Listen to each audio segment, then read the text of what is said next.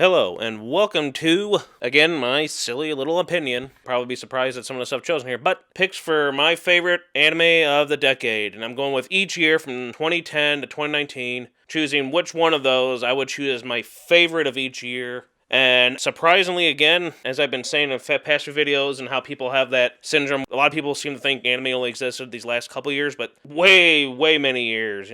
But the 2010s, the early 2010s, I mean, every year when I was looking back, I was like, there was a lot of anime. And I remember watching a lot, and there's still some I still want to watch. So let's start off with 2010. Had a lot of really good anime in it. High School of the Dead, Ladies vs. Butlers, Kiss Sis. Yeah, I said that. But if I had to choose my top number one spot, it's a tough one. It'll be a battle between B Gotta HK, Yamada's First Time. Just a wonderful story of a young girl who basically, thinks with her vagina and wants to have sex with 100 men. So think of it as like American Pie, only with a girl. A cute anime girl. A naughty cute anime girl. And with 100 men instead of just like one person. But anyway, throughout the whole thing, it's a really well thought out, deep meaning story. It's funny, it's entertaining. Sure, it has its little ecchi moments, some good stuff. But for the most part, it's about the characters and it's about her and her basically growing. Because she meets a guy, Kosada Takashi, a fellow virgin, and it's a really sweet story of these two being together, trying to, but at the same time realizing, they like, it's a real good story. It has a lot of good messages and meaning behind it, telling teens, life lessons and with sex and high school and all that goes with it. And it has a very positive, good meaning, and it's a very sweet, entertaining, funny story. Also, Angel Beats, the opening, If it wasn't rushed at the end, it would have been near perfect. That thing was emotional storytelling at its finest. Whew. The characters, the stuff they went through, and then, without too much spoilers, it is beautiful, and it's just really well done. Music's great. Everything about it was pretty much a near perfect series, in my opinion. So I'd have to say, surprisingly, maybe I'll just go both these tied right now. Number 11. 2011. Oh boy, some more good ones in there. I mean, Is This a Zombie? Future Diary, Mocking Key, Yuri, la la la, Yuri. That show is off the wall. It is cute. It is adorable. It is hilarious. I adore every one of those characters. Every character is just perfect fun, and it's just something you can just sit and watch and you just enjoy. And there's some good character development between all of them throughout all the seasons, and it is just a delight to watch. On the other hand, we also have Haganai, and Senna is amazing waifu, and that story in itself, again, about people forming a club trying to find friends and not realizing that throughout they actually are friends. I mean, it's very funny, interesting, unique character design. Again, all these have interesting character designs, what I like about them. Haganai, Yuri, Angel Beats, Yamada, all have unique character designs. They're really appealing to the eye. They're very, very nice character designs. Haganai, Senna, what can I say about her? And then you got all the other girls, all the other characters. It is funny, it is just out there, it's the music and songs are catchy, and you like the development. You kind of wish it'd have a fitting conclusion, especially with a lot of depth between the characters, especially a certain main one, and Senna. But definitely, let's get that season 3 at some point, okay? 2012, I mean, that gave us high school DD, so... But there was one among them that I can say, sorry Rias, Akano, Koneko, all you girls. Binbo Gami Ga, Good Luck Girl. That is probably one of my all-time favorite animes. If you know nothing of it, check my review of it. Just go check it out. It is totally out there. It has so many anime references from all the mainstream popular anime, even some legendary ones, and it is fun catching it. It is whacked out. It's a story about a girl who has a lot of good fortune and needs to be spread to people, and it's hilarious. Ichiko, beautiful, awesome character, and there's a lot of story, depth, and character development between all the characters, and there's a story there. It is just so whacked out, hilarious, entertaining, and something I've never really seen too much. And a lot of storytelling. It is funny and just so out there. So many characters that are just like, the ones. Holy cow. Binbo Gami Ga, one of my all-time favorite animes of all time. So, of course, that'll be my favorite of that year. 2013. Oh, man. We got Kill la Kill, Kiniru Mosaic, Devil is a Part-Timer, Nokome, Ilya. What? Love Alive.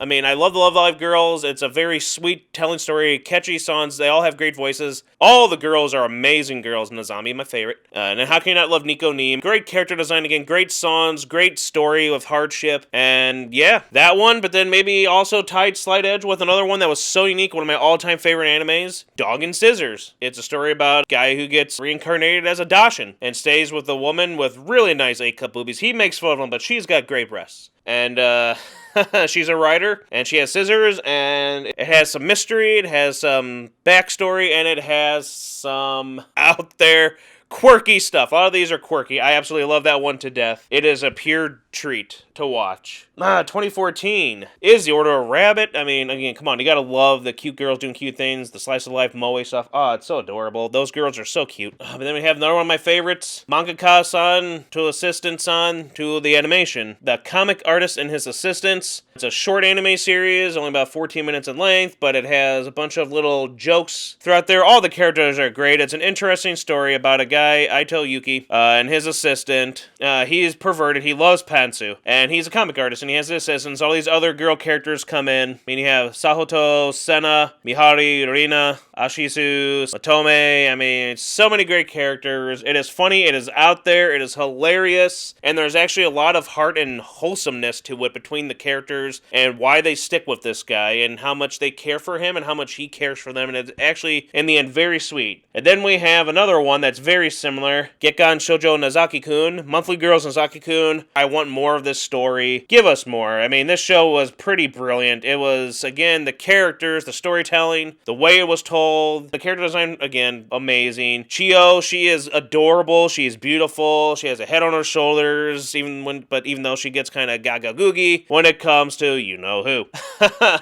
And it is just all the characters, the ensemble is just entertaining as hell. It's great. It's a good story, very realistic, and it is just, I don't know how you cannot enjoy this series. It is probably definitely that of 2014, Monthly Girls Nazaki-kun. I can't explain how much this show is worth a look. Up now to 2015, Gate. Dang, I mean, Gate was so good. Monster Musume, Darling. Shimonetta, we're living in it right now, folks.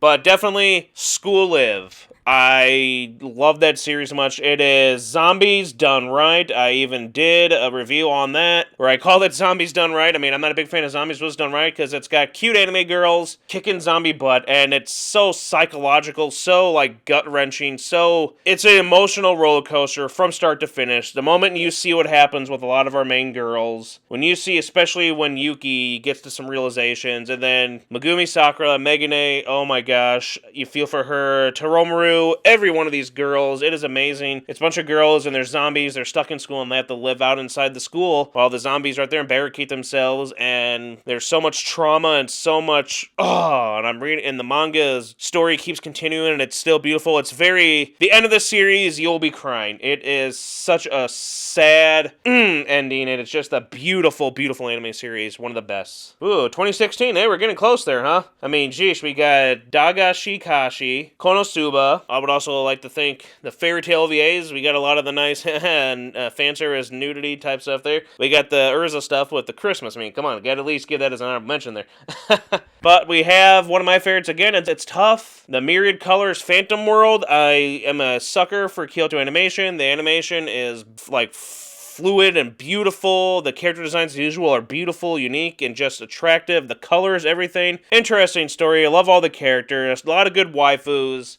Slice of life, supernatural. It's got a lot of heart to the characters. Each get their own kind of arc, backstory, and you learn a little bit about them. And it's just a very entertaining, unique, fun little anime that had a cool idea, and you wish it would have continued. Also in the year, again, it's a head-to-head, or should I say boob-to-boob, butt-to-butt, Keijo! All I can say about Keijo is, there's more to it than meets the eye. As usual, people are just gonna be like, it's like, well then, this isn't for you. Obviously, this is not meant for you. It's not for you, obviously. And if you look into it, and you look into the manga and all that stuff there is a deep story and good character development. And of course, the ice on the cake is all the awesome sports using breasts and butts and thighs, and it's awesome as hell. It's sexy, and it's funny, and it's very creative. Good characters, too. 2017. We had some good ones there, too. There's a lot of good ones I love. loved in 2017. This is one of those ones where it was harder, but then that one was like, you did it. You did it. We had Demi Chanwa Kataritai, interviews with Monster Girls. Love all the characters. It is a sweet story, a simple story, a wonderful story about people, about acceptance, about people being different. It's storytelling again. You don't need action and battles and fighting. That's why I don't like shonen, because all the story takes place mostly with fighting and battles and action. I just like people. The whole story could be no action, but it's just about people, and that's the storytelling I like, and this is all about that. Cute monster girls, sexy monster girl teacher, and a great guy wanting to learn about them, Mr. Takahashi, wanting to learn more and tell the world about these wonderful gifted girls. Then we had, of course, Miss Kobayashi's Dragon Maid. I mean, again, Kyoto Animation, beautiful. The design, again, I love the mangaka's unique look to the characters. I love it. They're great. They got a cuteness to them, a uniqueness to them, and then, of course, they got the sexiness and all that stuff there, too. All the characters great. Great storytelling. You know, still a shame what happened with KyoAni, and hopefully they can get back on track, and hopefully season 2 can happen. But Miss Kobayashi Dragon Maid, and then, of course, Urara Merocho. Oh my gosh. Cuteness overload. Great design. It's cute. It's fun. It's a sweet little story, and you'll just enjoy every minute of it. It would be my favorite if not for this one knocking it out of the park and just squeaking these cute girls with sweet storytelling out of the park, with more great storytelling. And this one does have a bit of the action in it. So, I do like me some action, especially like the older stuff with some shonen that I used to like. But Princess Principal, my favorite anime of 2017. I'm looking forward to 2020 when we get season 2.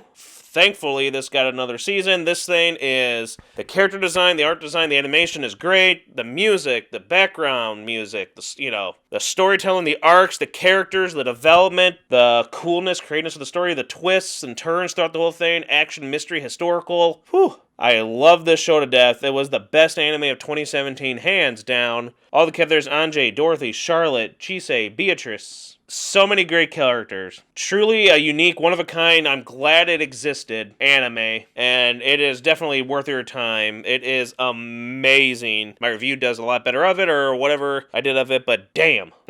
And 2018, here we are with, just go straight into it, After the Rain. Beautiful story. It was very real. It was genuine. The love of a young girl who has given up on something she loved to do, to work somewhere, and then fall in love for the first time with a man older than her. But it's just sweet and genuine to see her help him and him help her to realize everything. She falling for him as days goes on. He feels like, I'm nothing, I'm useless, I'm old, I have nothing to live for. She shows him that you're special, there is something to live for, you're worth, all this. And he brings back, like, you should not give up, heal yourself, get back out there and do the thing you love. It is a beautiful story of cute little Akira Tachibana and her manager, Mr. Kondo. Yeah, my gosh. Koi wa ame agari no yo ni. After the Rain. The direction of it, the art style, the animation, the coloring, the score, the songs, the voice acting, the pacing, everything about it was just calm and beautiful. And it was just basically a masterpiece. And,